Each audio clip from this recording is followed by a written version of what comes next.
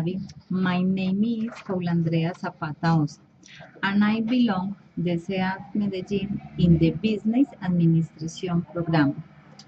And today I am going to change my opinion. First, I talk about in hypothetical situation.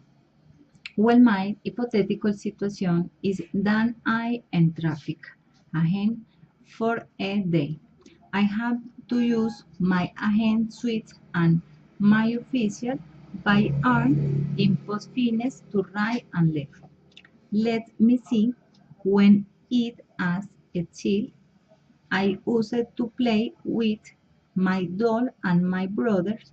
I was a child very restless and I was giving headaches to my parents and played and I sick and I didn't read much.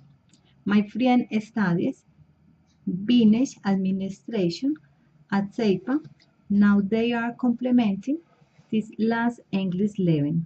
She has to make a video of 10 minutes of duration for this she with her cell phone. They started to recording and spoke and spoke. After 10 minutes, she realized that she is not recording.